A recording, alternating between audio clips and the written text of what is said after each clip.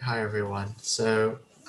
Today's assignment was about the Montgomery Bus Boycott, which is an event that happened in, looks like 1955 to 1956 in Montgomery, Alabama, where people, mostly African Americans, would boycott the bus system because um, the city bus system there weren't giving basically fair privileges to African Americans. They weren't letting them sit where they wanted to. They'd have to pay a fee and things like that. So they boycotted it. And what it means to boycott something is that you don't uh, accept services from a particular business. So if you boycott like Coca-Cola, it means you don't buy Coca-Cola products. It's like how the colonial Americans boycotted British tea. So so when you boycott a bus system, it means you don't ride the bus.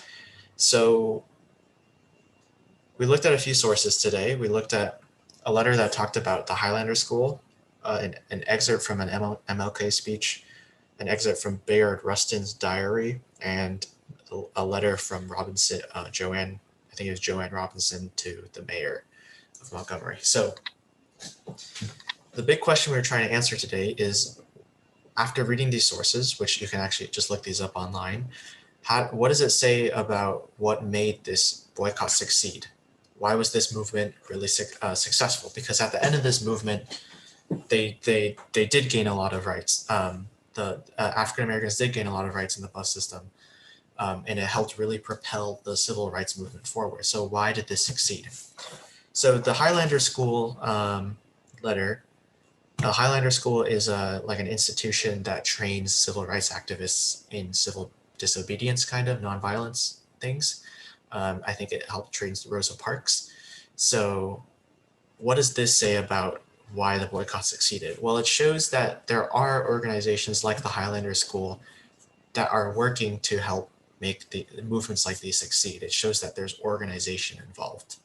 And organization is a big thing, because if everyone is doing things randomly and they're doing their own thing, you're not going to do anything. It's kind of like if you, like in movies, if you're fighting a bad guy, you're not going to do it one at a time. You want to all gang up at once. And that's why organization is really important.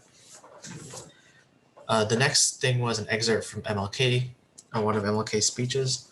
And basically, he called for unity, he called for motivation to keep on going, and that sacrifices are necessary because obviously lots of people get arrested, but it's important because it's part of a greater cause.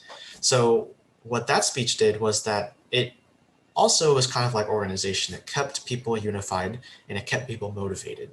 So that's a big thing, that Black people had a lot of motivation to make this thing happen. So not only did they have organization, but they had a drive to get this goal to happen.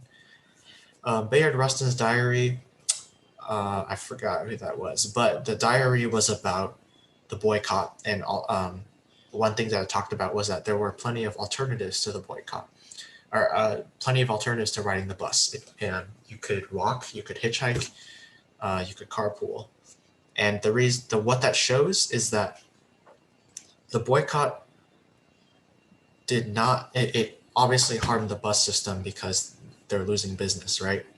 But at the same time, it also shows that the Black people that were riding the bus were not severely affected because they had all these alternatives.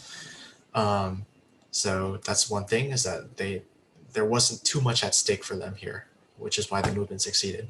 And lastly, the letter from Robinson to the mayor. Robinson was in the National Women's Alliance Council or something like that, and it was basically a threat that if you don't, you're doing a good job of getting us rights, but if you don't comply with what we want all the way, then we will boycott you and you will lose your business.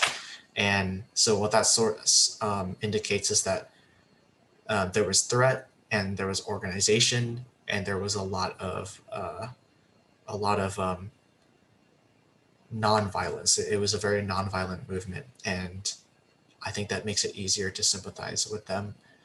So yeah, so all these things kind of show that African Americans had motivation. They had drive, organization, and that helped the boycott succeed in the civil rights movement.